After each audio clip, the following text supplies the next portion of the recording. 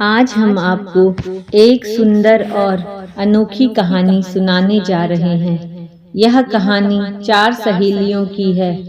उनका नाम भूख, प्यास, नींद और आशा है। एक बार इन चारों सहेलियों में झगड़ा हो गया।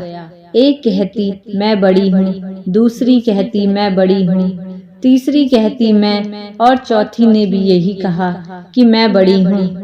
इन चारों का झगड़ा इतना बढ़ गया कि झगड़ा सुलझाना मुश्किल हो गया। अब चारों झगड़ा सुलझाने राजा के पास गए। राजा ने सबसे पहले भूख से पूछा, तुम कैसे बड़ी हो? भूख बोली, मैं इसलिए बड़ी हूँ क्योंकि मेरे कारण ही घर में चूल्हे जलते हैं और अनेक प्रकार के स्वादिष्ट पकवान बनते हैं, और वे जब मुझे थाल में सजाकर देते हैं तब मैं भोजन खाती हूँ, नहीं तो मैं भोजन खाऊं ही नहीं। राजा ने अपने सैनिकों से कहा, जाओ राज्य में यह घोषणा कर दो कि कोई भी व्यक्ति अपने घर में चूल्हा न जलाए, न अनेक प्रकार के पकवान बनाए और न ही थाल सजाए। अब पता चलेगा कि जब भूख को भूख लगेगी तो भूख कहाँ जाएगी। सारा दिन बीत गया, पूरी रात बीत गई। अब भूख को भूख लगने लगी। उसने यहाँ वहाँ हर जगह देखा, लेकिन उसे खाना नहीं मिला। विवश होकर घर पर पड़ी टोकरी में सूखी रोटी देखी। सूखी रोटी देखते ही वह उन रोटी के टुकड़ों को खाने लगी। प्यास ने जब यह देखा तो वह भागी भागी राजा के पास पहुंची और बोली, राजा जी, भूख हार गई। वह टोकरी में पड़े सूखी रोटी के टुकड़े खा रही है। अब देखिए, बड़ी तो मैं ही हूँ। राजा ने प्यास से पूछा, तुम कैसे बड़ी हो?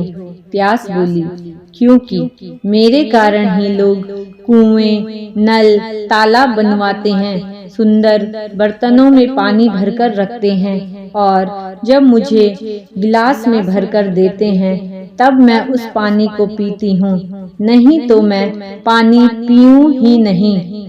राजा ने फिर से सैनिकों से कहा, जाओ और राज्य में यह घोषणा कर दो कि कोई व्यक्ति अपने घर में पानी भरकर न रखे और किसी को भी गिलास में पानी न दे।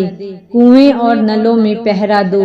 जब प्यास को प्यास लगेगी तो जाएगी कहाँ। फिर सारा दिन बीत गया, सारी रात बीत गई।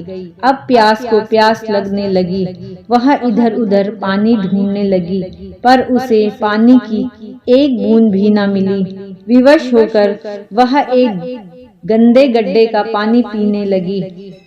जब नींद ने यह देखा, वह भी भागी भागी राजा के पास गई और बोली, राजा जी, प्यास हार गई।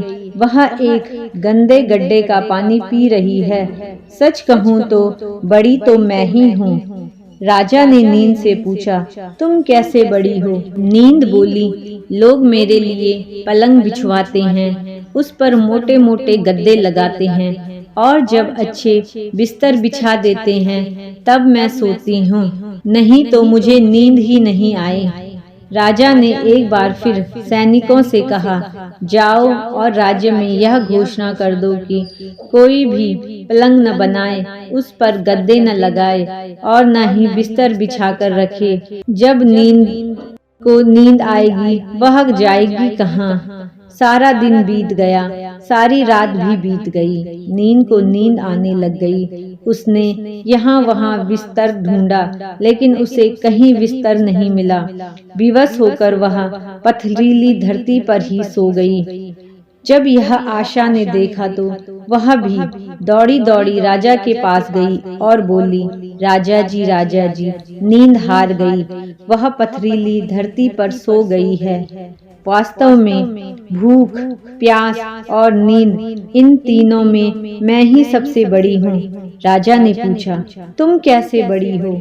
आशा बोली, मैं इसलिए बड़ी हूँ क्योंकि लोग मेरे खातिर ही काम करते हैं, नौकरी, मेहनत, मजदूरी करते हैं और बहुत सारी परेशानियां उठाते हैं। साथ ही आशा के दीप जलाए रखते हैं। राजा ने फिर से सैनिकों से कहा, जाओ राज्य में घोषणा कर दो कि कोई काम न करे, नौकरी, मेहनत, मजदूरी न करे और आशा के दीप भी न जलाए। जब आशा को आशा जगेगी तो वह जाएगी कहाँ? सारा दिन बीत गया, रात बीत गई, आशा को आशा जगी और वह यहाँ वहाँ गई, लेकिन चारों ओर अंधेरा छाया हुआ था। एक कुम्हार दीपक के प्रकाश में काम कर रहा था। आशा वहां जाकर टिक गई। देखते ही देखते कुछ समय बाद वह मिट्टी का दीपक सोने का दीपक बन गया। झोपड़ी सुंदर महल बन गई। यह देखकर राजा बहुत प्रसन्न हो गया और राजा ने अपना फैसला सुनाया कि सबसे बड़ी आशा ही है, क्योंकि आशा के बिना कुछ भी संभव नहीं है।